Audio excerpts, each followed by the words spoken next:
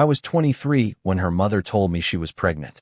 I remember the exact look on her face. Not joy, not fear, but a kind of disoriented resentment, like the baby growing inside her was a problem that had to be managed. We weren't married. Hell, we weren't even really together anymore. She said she thought I had the right to know, but the way she said it told me she expected nothing from me. Most guys I knew would have taken me out, moved cities, changed numbers, but something in me just wouldn't let it go. The idea of a child with my blood growing in this world and no one claiming her, it clawed at me. So I stuck around. And when my daughter, Kayla, was born, I held her in my arms and made a silent promise I didn't even have words for yet. Just this overwhelming need to be the kind of man she could count on, even if her mother couldn't stand me. From the beginning, I did everything. Midnight feedings when her mother said she was too tired. Diaper runs in the snow. Pediatric appointments, school forms, Girl Scout cookies, ballet classes. If it involved Kayla, I was there. Her mom drifted in and out, dating men who never lasted more than 6 months, always with some new drama. But me? I stayed. I took second jobs when things got tight. I turned down promotions that would have required travel because I didn't want to miss any more time than I already did. It wasn't easy. There were nights I went to bed with my back in knots from exhaustion, and mornings I woke up wondering how I'd make it through the day. But when she looked at me and said, "Daddy," none of it mattered. That word, it was everything. It kept me going when nothing else could. When Kayla turned 10, her mother suddenly wanted more custody. I don't know if it was guilt or pressure from her new boyfriend, or maybe she just got bored and decided it was time to play mom again. The courts didn't care that I had been the one showing up every day. They wanted to believe every child needed her mother. So we split time, weekends, and every other week. At first, Kayla cried every time she had to leave my house. She clung to me, her little fingers wrapped tight around my shirt, and I'd tell her it was okay, that I'd see her soon. But slowly, I started to notice the change. New clothes, different slang, a coldness when she came back that hadn't been there before. And then one day, she called me David.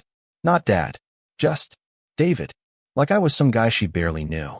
It was her mother's new husband, Eric, who drove the wedge in. He was slick, the kind of man who smiled too wide and shook your hand too hard. Always had an opinion, always knew better.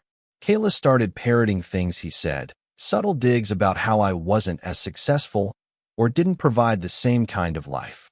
She was 13 when she first said, "Eric just understands me better." I laughed it off at the time, told myself it was just teenage mood swings. But it kept getting worse. She stopped calling me for advice. Stopped texting me on Father's Day. At her high school graduation, she hugged him first. When she introduced him to her friends, she said, "This is my dad." I was standing 5 feet away. Still, I held on. I kept sending the tuition money I'd been saving since she was a toddler. I bought her a used car for college. I told myself that love isn't conditional, that this was just a phase. I clung to every scrap of hope like a man trying to save a sinking ship with a bucket. But there comes a point when even the most devoted father has to admit he's been cut loose. When Kayla sat me down, no emotion, no hesitation, and said, "You're not really my dad," it was like something inside me cracked in half. She said Eric had been more of a father to her than I ever was.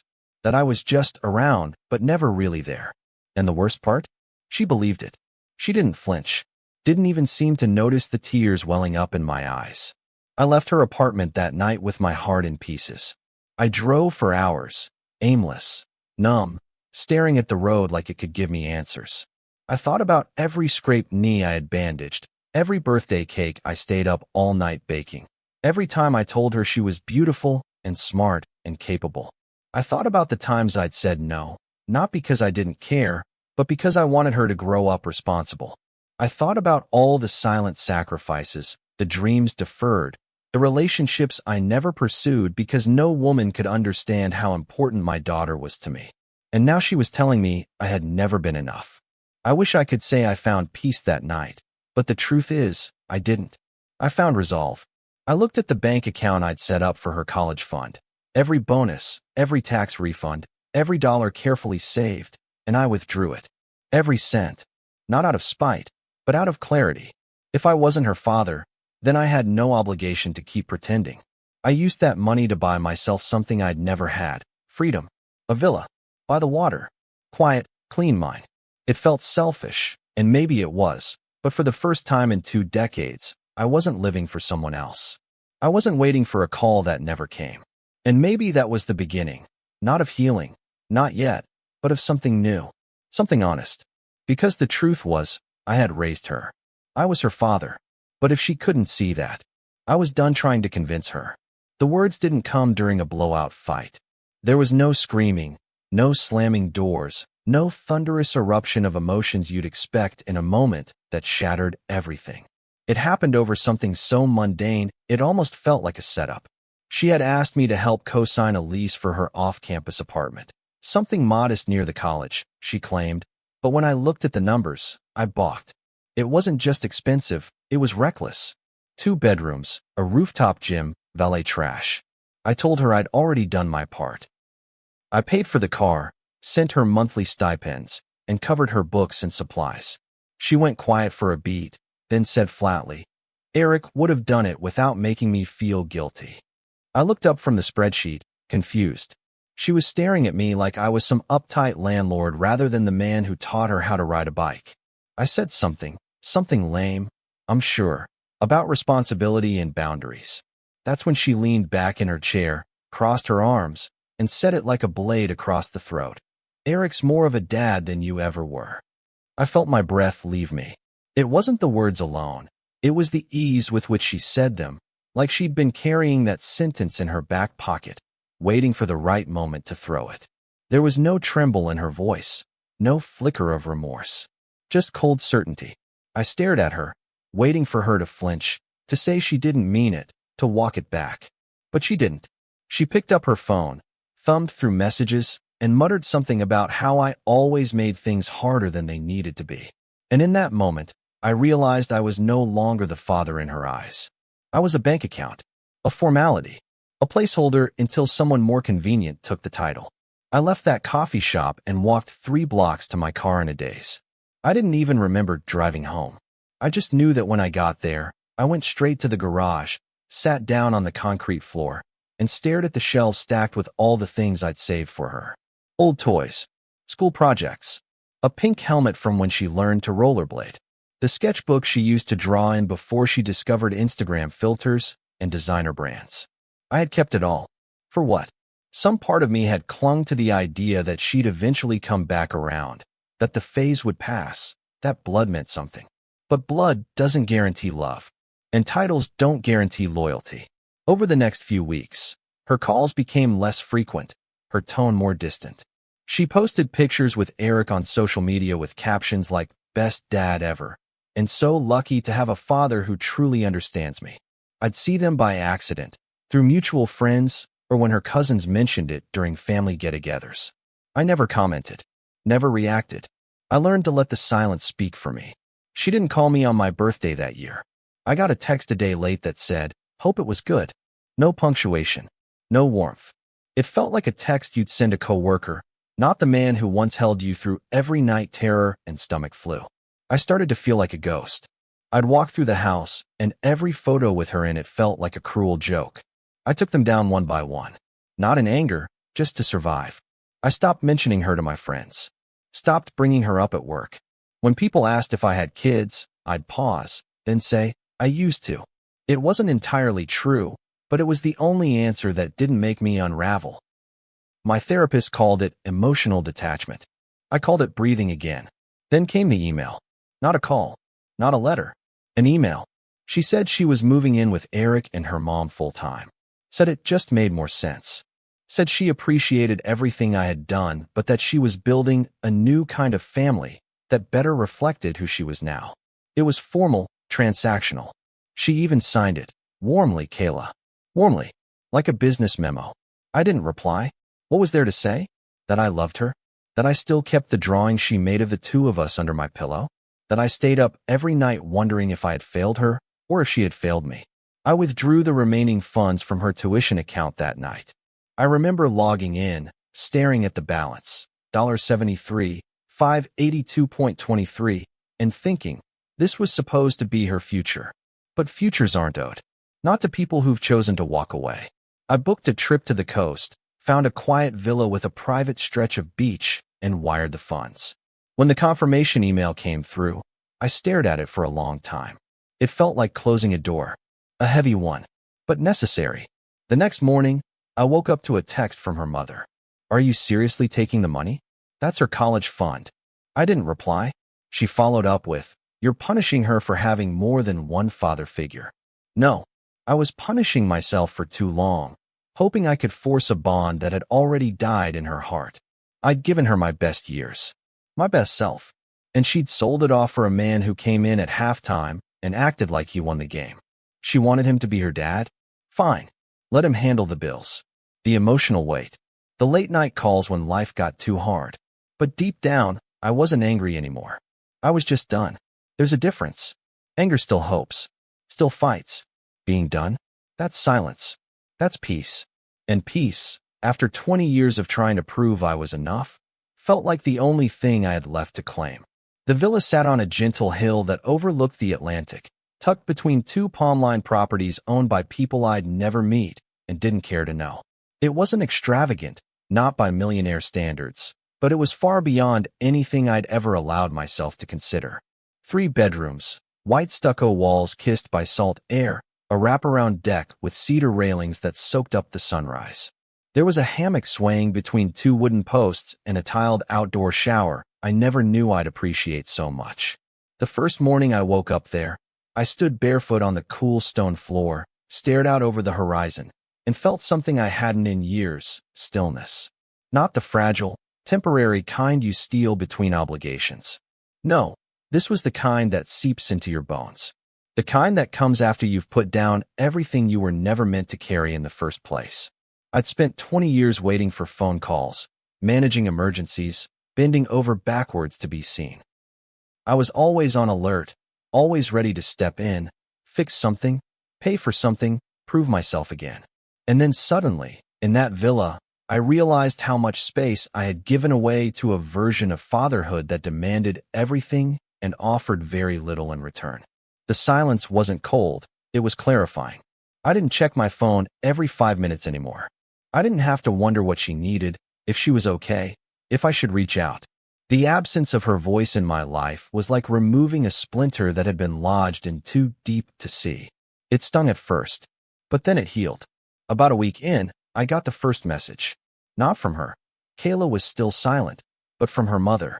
She found out about the villa, the text read.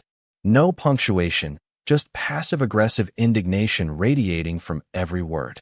A minute later, a follow-up. She thought that money was for her future. She's devastated. I stared at the screen for a long time. I hadn't told anyone about the villa, hadn't posted pictures, or spoken to relatives. But apparently, she had been watching. Or maybe one of her cousins mentioned it. Either way, I didn't respond. There was nothing to clarify. She'd made her choice. I had made mine. 3 days later, the phone rang. Unknown number. I almost didn't answer. Something told me it was her. And it was Dad. Her voice cracked like she hadn't used it in days. I didn't know you were serious. There was this long pause, like she expected me to fill it. I thought you'd come around. Like you always do. I didn't say anything. I just let her talk. She went on to say Eric had backed out of paying her rent, said he wasn't comfortable co-signing for adult decisions. Her mom was between jobs again. Financial aid was taking forever. I just need some help getting through this semester, she said, her voice catching. Please. I know I messed up, but you're still. You're the only one who ever really showed up for me. That should have meant something.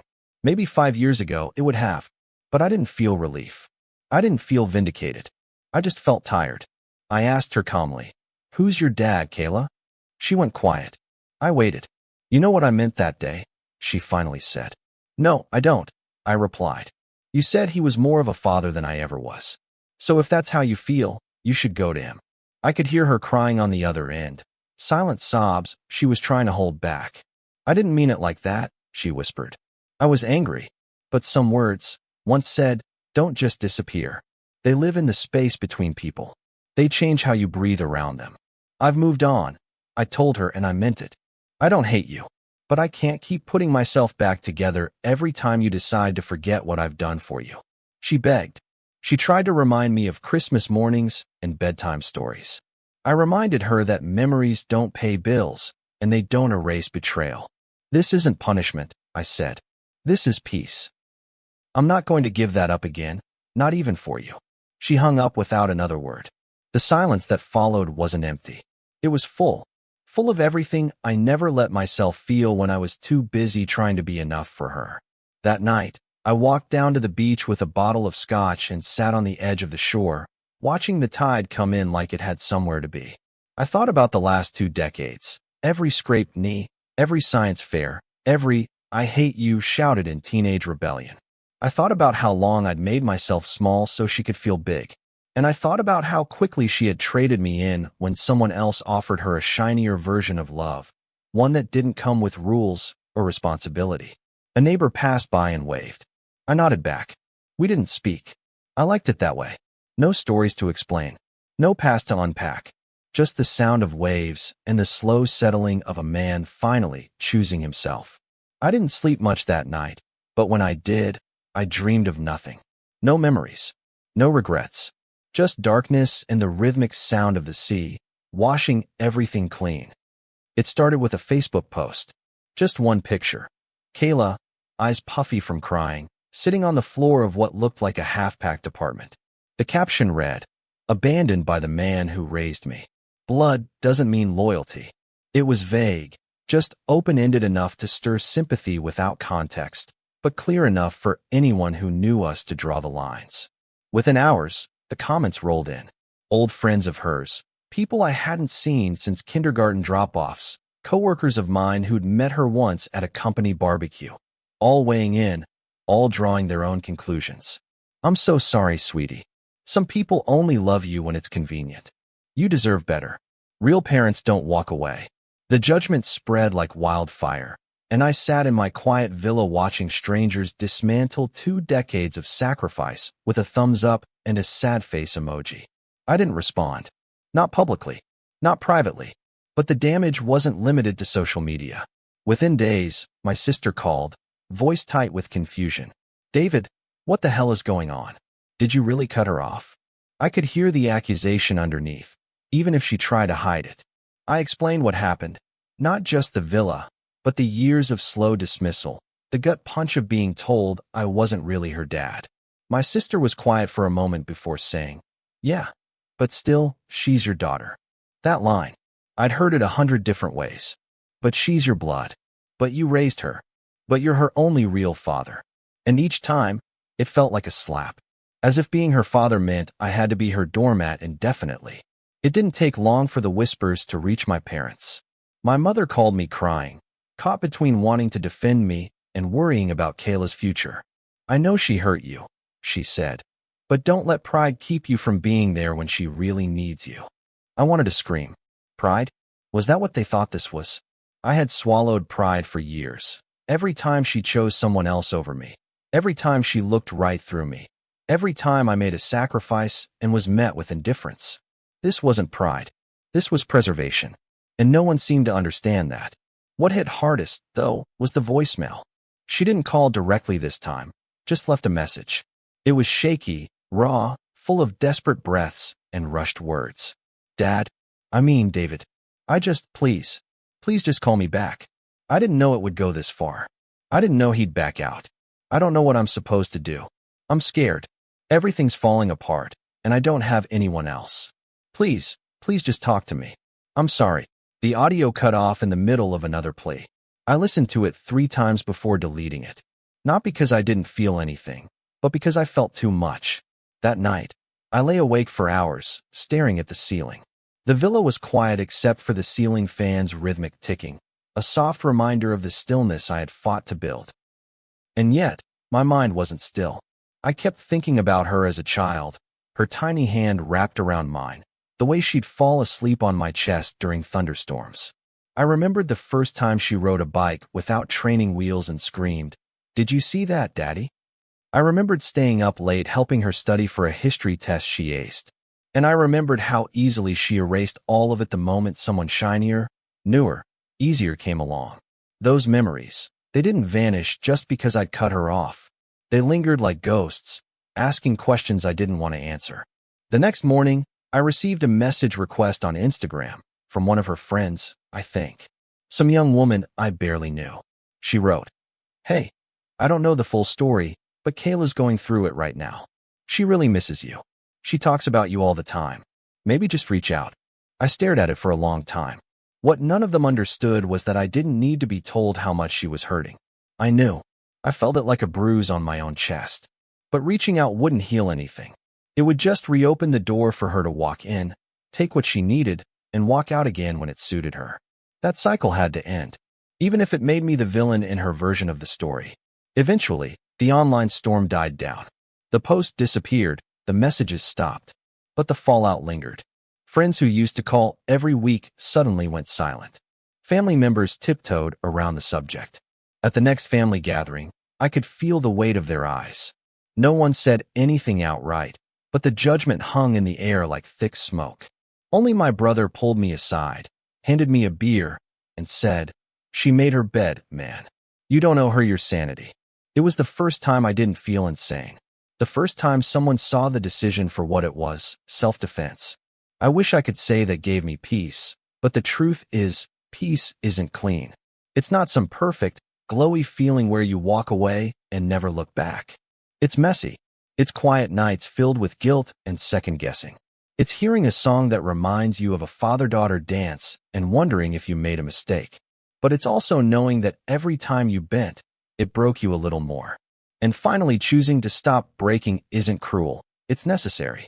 I hadn't seen her face in nearly a year when the wedding invitation arrived, my niece's, on her mother's side.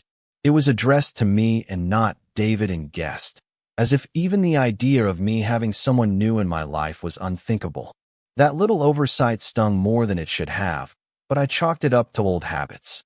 The invitation came with a polite note from my sister-in-law, warning me, almost delicately, that Kayla would be attending.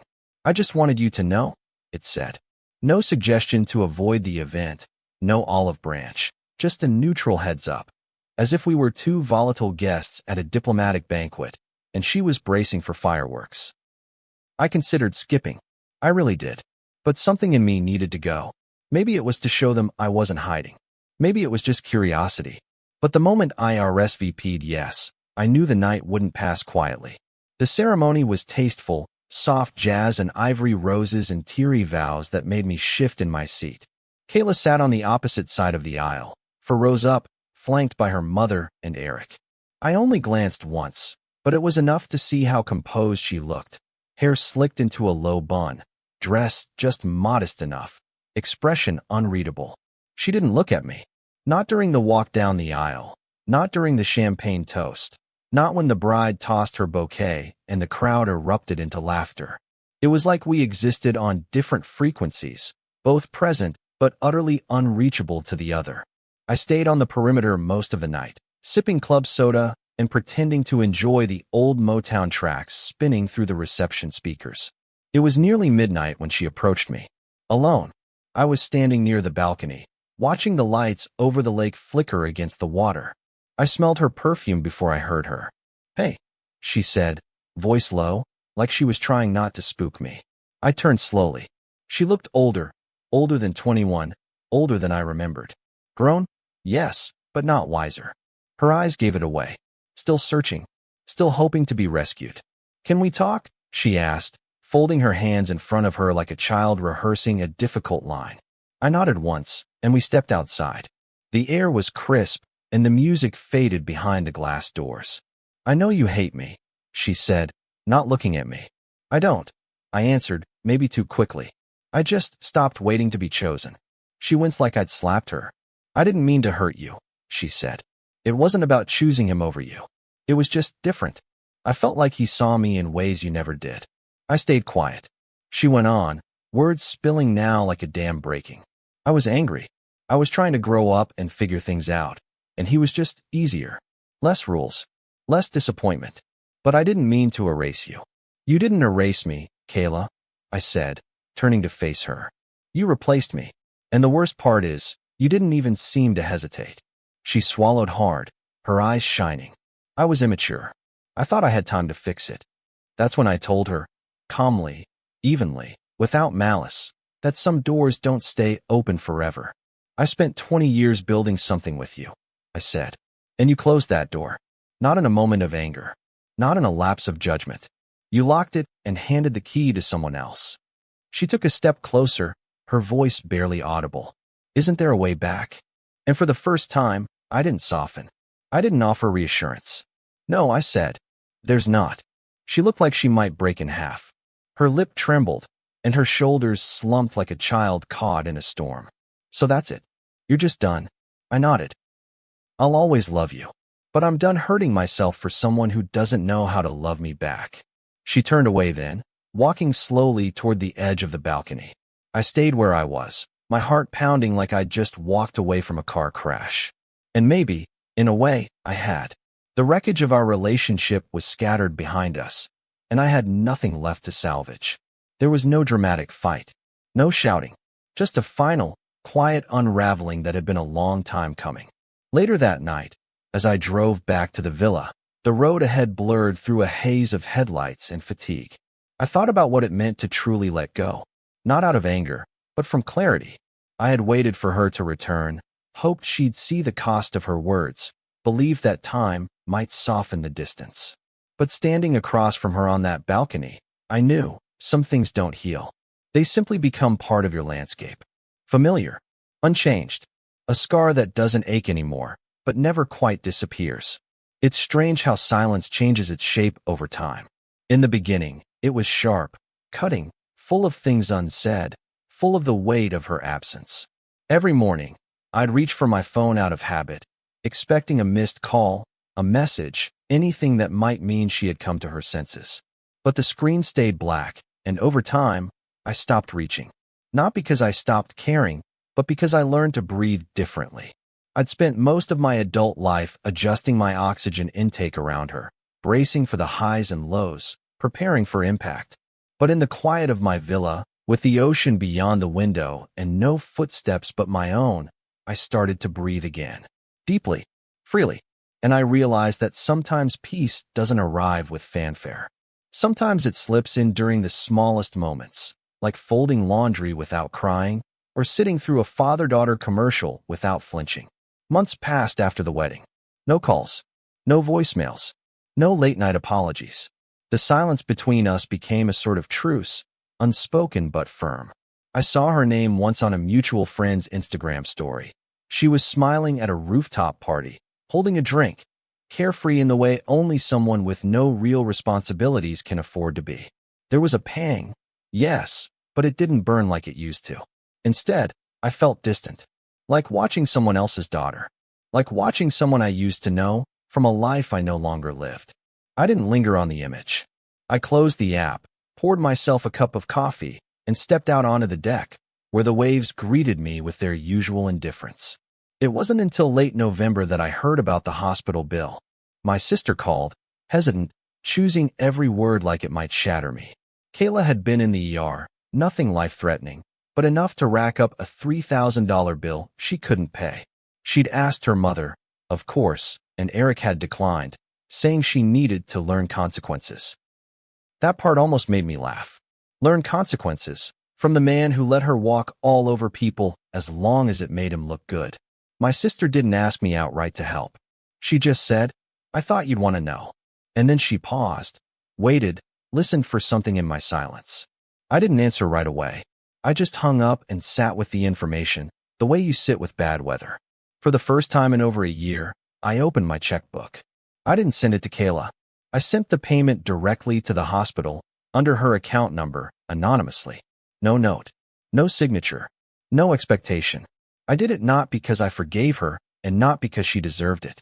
I did it because sometimes love isn't about reconciliation. Sometimes it's just about leaving the door unlocked, even if you've closed it for good. A week later, I got a text. Just one line. Was that you? I didn't respond. And she didn't follow up. Maybe she understood. Maybe she didn't.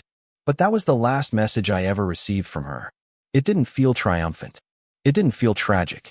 It just was. Now, my days begin with the same routine. Wake up early. Brew coffee. Watch the sunrise from the deck. I've started painting again. Nothing fancy, just watercolors of the coastline, the curve of the sky, the way light settles on the water when it thinks no one's watching. I've made peace with the fact that my story as a father didn't end the way I imagined it would.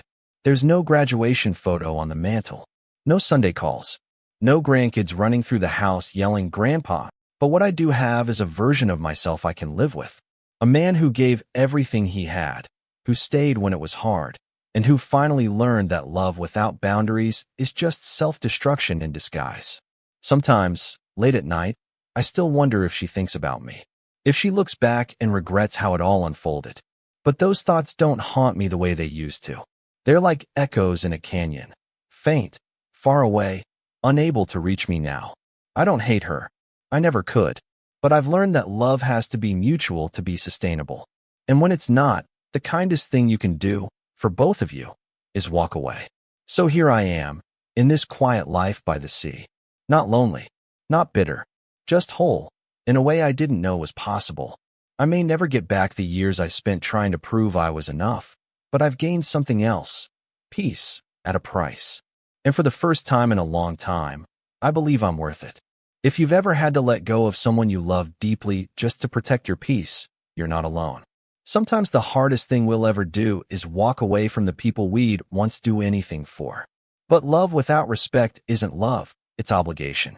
Drop a comment below if you've ever stood firm in your boundaries, even when it broke your heart. Don't forget to like this video if the story hit home, share it with someone who needs to hear it, and subscribe for more real-life stories about love, loss, and reclaiming your worth. See you soon in the next story.